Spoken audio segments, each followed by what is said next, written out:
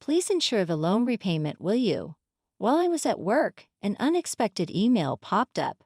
Upon hastily reaching out to him, Greg calmly began to explain. Oh, sorry about that. I've fallen for someone else and decided to start a new life with her. Furthermore, he revealed his plan to take the luxury car recently purchased in my name with a loan. Despite my attempts to dissuade him, my husband ignored me, abruptly ended the call, and became unreachable. In the end, Greg disappeared with his mistress, leaving behind a substantial debt. As a mother to our 10-year-old son, I never envisioned such an unfair situation. I found myself at a loss, unsure of what to do, my mind going blank. At 35 years old, my name is Hannah, and my husband Greg is the same age. We were a family of 3, including our intelligent 10-year-old son, Ryan. Ryan had displayed remarkable intelligence from a young age, reading papers on the computer and seeking my opinion on complex topics. In contrast, Greg was unstable, never holding down a steady job. Despite my full-time job and concerns about our future, Greg had recently maintained a stable income for 3 years. Lately, Greg spoke of making memories as a family, leading us to decide on buying a $35,000 camper van.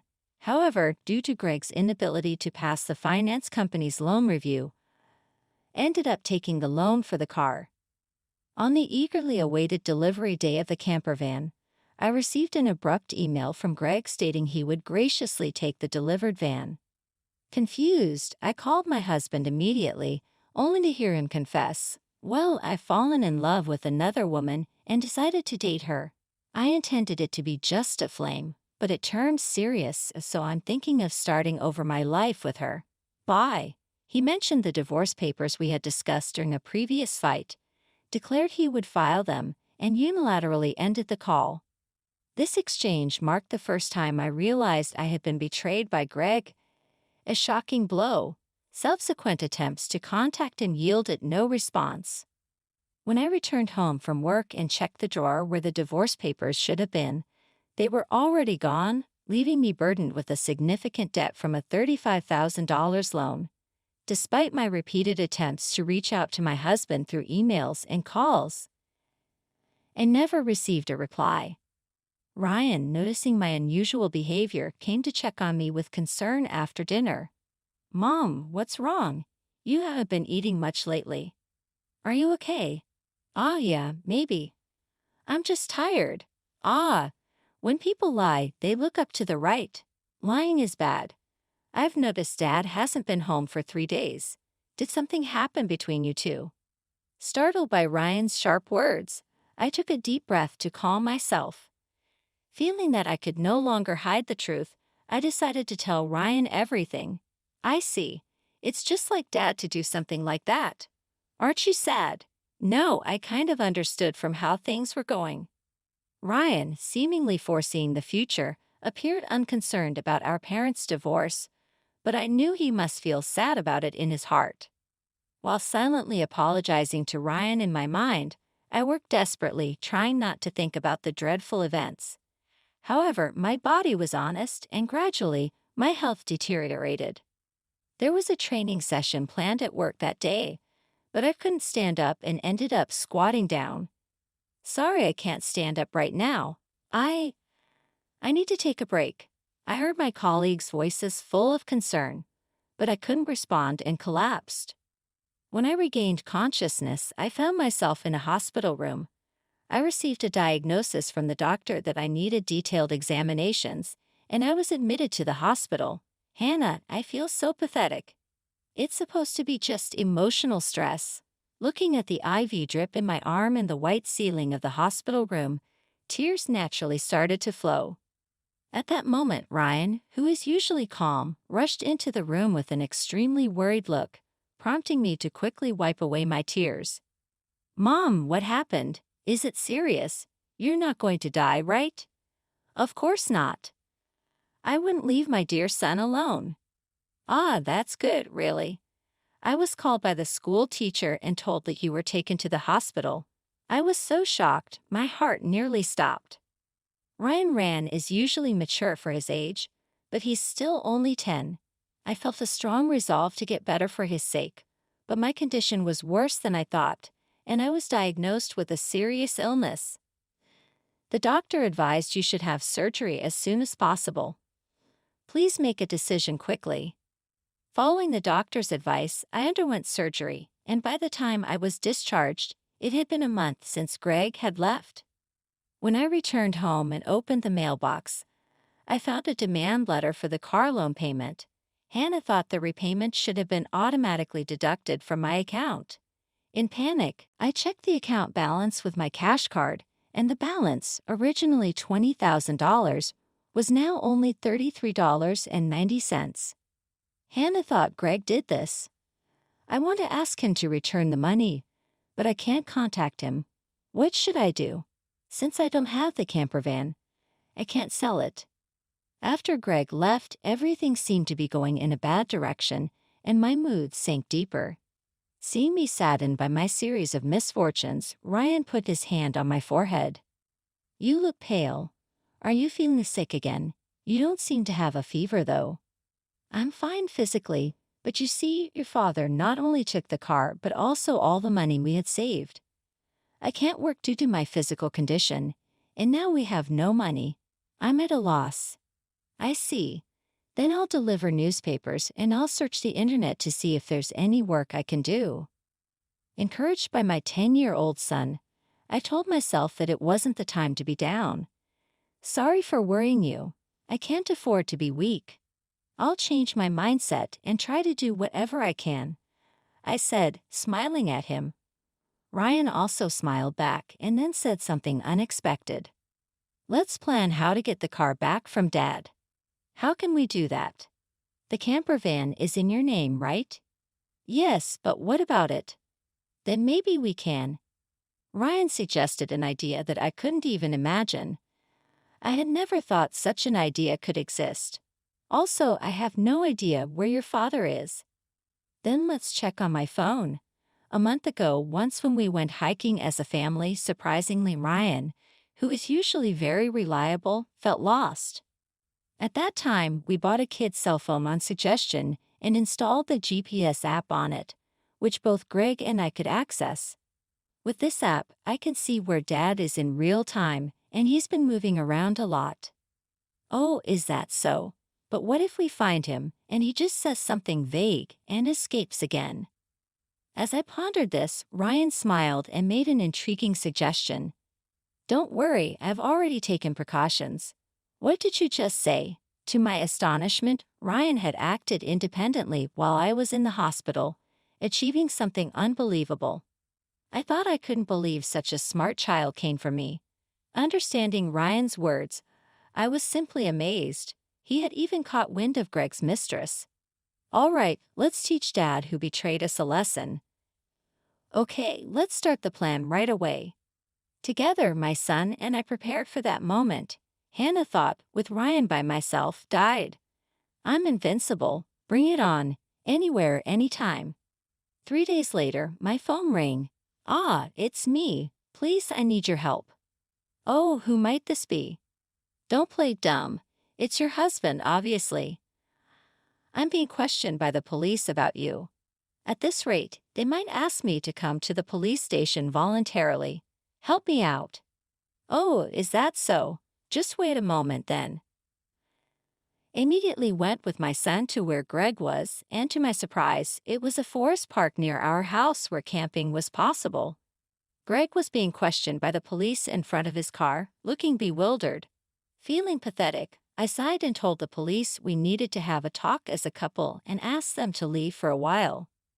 At that time, Greg seemed uncomfortable being watched by the people around us and urged Ryan and me to get into the car. Inside the car, Greg's mistress was sitting cross-legged, glaring at us. But that was no longer important. Sorry about that. Thanks for coming. But why did the police suddenly show up at my place? I don't get it. That's because I filed a report about the missing camper van. What? Why would you do that? It's obvious, isn't it? My car was stolen. Greg, foolishly thinking that actions between spouses can't be criminal, was saying nonsensical things. But the world isn't that naive, you know. You filed for divorce, remember? Forgot? So we're strangers now, and are driving a stranger's car without permission. That's a crime. Ryan figured all this out, typical sharp as ever a kid. But I didn't steal the car. I just borrowed it for a bit. Oh, is that so? Well, I'd like to use my car now, so could you return it? That would be really helpful. As I reached out my hand, asking Greg to return the keys, he reluctantly handed them over. After confirming it was returned, Ryan quietly started talking. Hey, why did you abandon your family and choose to play around with this woman? Caught off guard by his son's unexpected question, Greg was flustered and awkwardly scratched his head. Seeing this, Greg's mistress chuckled smugly and started talking. It's because I'm more attractive than your mother. Look at me, you can see it, right? He fell head over heels for me and decided to leave his family. I didn't ask you, old lady. Dad, you answer. Mandy was silenced by Ryan's stern tone, but Greg remained quiet. If you can't explain, that's fine. I'll just have the police come back and arrest you. Wait, hold on. Okay, I'll talk. Mandy joined Greg's company 3 months ago. They were attracted to each other and became involved at the welcome party for new employees. Later, it was discovered that Mandy was pregnant, and Greg decided to start a new life with her, leaving us behind. Why did you take the camper van? I quit my job and thought about selling the car for money, but it seems like you were using it quite a bit, weren't you? I thought it was a waste to sell it right away, so we decided to go on a trip. Wait, how do you know all this? Remember when Ryan got lost? After that, as a precaution, we bought him a kid's cell phone and installed the GPS app. Did you forget? We installed it on your phone too, so I knew where you were all this time. By the way, I later found out from Ryan that he had pretended to get lost during our family hike because he wanted a cell phone.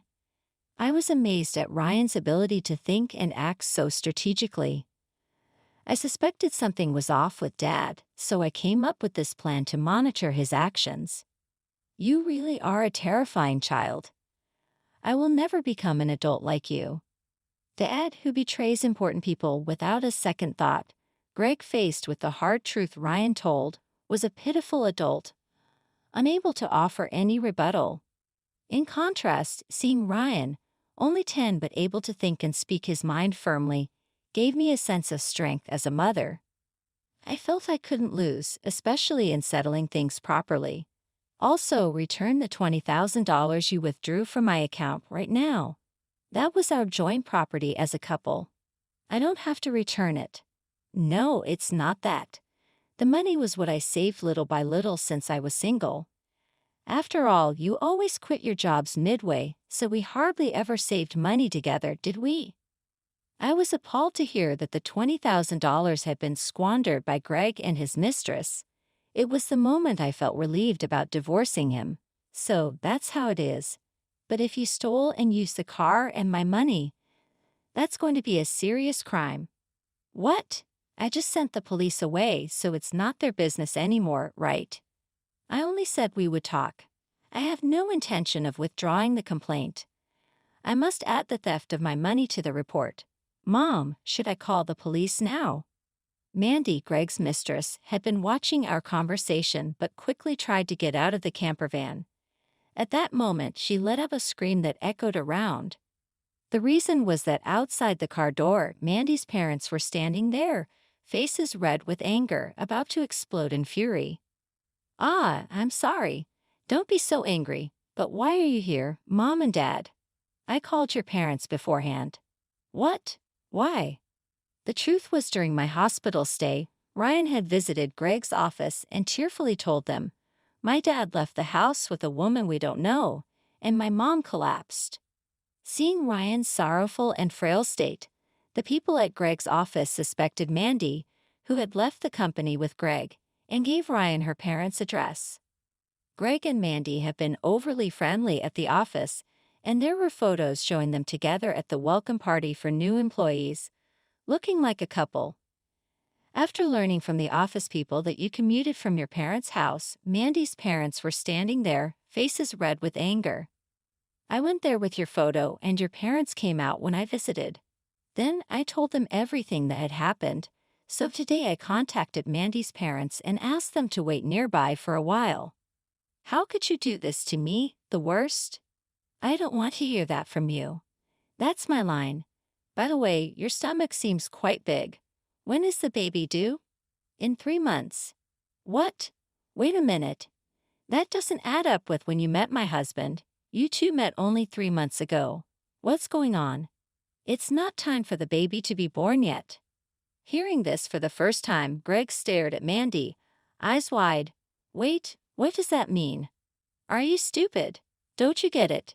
It takes about 9 months from conception to birth, which means the child she's carrying isn't yours.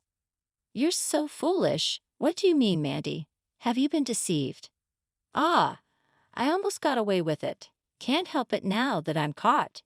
You're so naive, you can't see through lies at all. Really a fool. Don't mock me. My whole life is ruined because of you. What were you thinking, Greg? Greg and Mandy started an ugly argument, but nobody intervened, letting them have it out. Meanwhile, we contacted the police again to explain the situation. As it began to get dark, the forest park was brightly lit by the red lights of the police cars. No, really, I was wrong. I was truly wrong. I'm sorry. I'll work hard and never cheat again, so please just don't arrest me, Dad. People don't change that easily, especially lazy people like you. Exactly, Ryan's right. I can't trust you at all.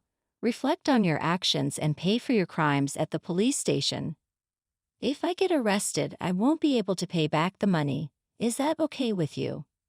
I don't mind. Pay me back after you've atoned for your sins. Take your time. Don't worry. I've already found you a place to work. Let's see, there's Ryan's child support, plus the $20,000 you stole from me. I'm not sure how much it will all add up to, but you'll work and pay it all back. I had one last thing to say to Mandy, the mistress. You might think you're just an onlooker, but don't forget you're an accomplice to Greg's theft. Be prepared for that.